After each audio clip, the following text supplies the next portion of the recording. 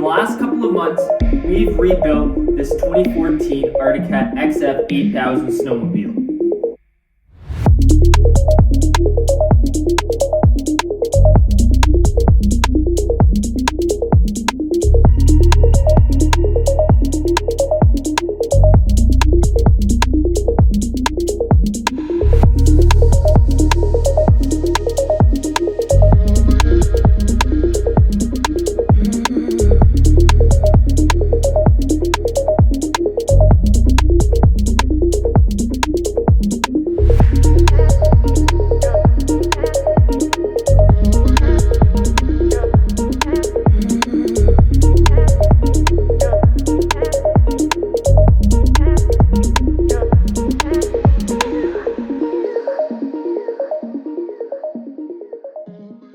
In the last video, we got this sled 100% complete. And in today's video, we're finally gonna get to ride it. My name is Tyler, and welcome to Tyler Nelson Builds.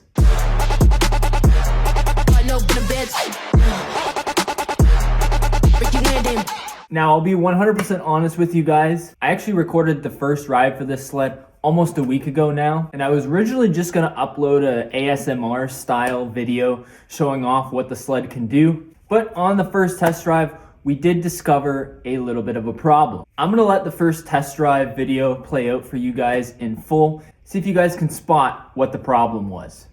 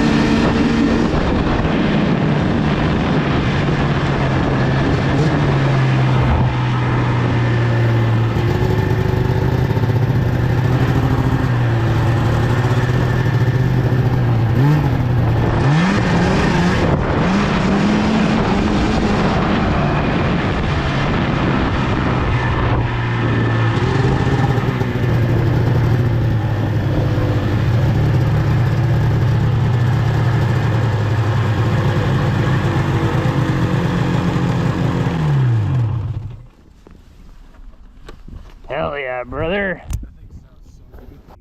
Yes, as some of you Eagle Eye viewers can see, we had an ECU code. Specifically, code number 18, which basically means there's a problem with the exhaust servo motor. The exhaust servo in a two-stroke snowmobile connects to valves located at the exhaust port. This system is referred to as a power valve system. Most modern manufacturers of sleds use a similar system.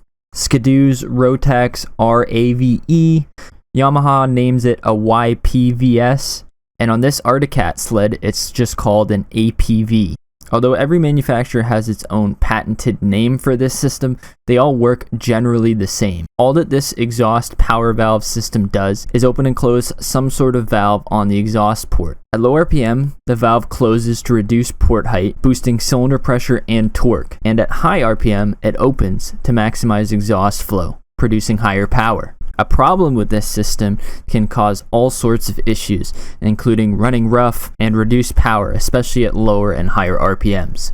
Luckily, this was 100% the fault of myself and not the machine. Some of you other Eagle Eye viewers might have noticed when we were putting the hood and everything back together on this sled, I totally forgot to plug in the exhaust servo motor. Now, you guys just finished watching a full video of me reassembling this sled, so I'm sure you didn't want to see me disassemble it once again. So I went ahead and pulled everything back apart, plugged that exhaust servo motor back in, and she is now ready to go. At least I hope she's ready to go. We still haven't fired this thing up yet to make sure that there's no more codes in the ECU. Additionally, in the last video, we hadn't hooked up the headlight wiring yet. So I also took the time and went ahead and pulled all of this back apart, and you can't really see it, but I did go ahead and hook up the headlight wiring down there. Now is the time where we confirm our work. We want to start this thing up, and we want to make sure that we have at least the low beams. The way that the previous owner wired in the LED headlights that he had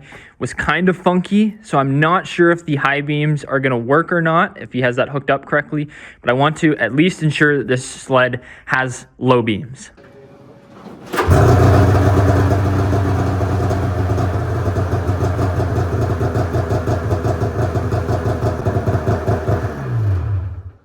So let's get this thing pushed outside and see if we can confirm that everything's good to go.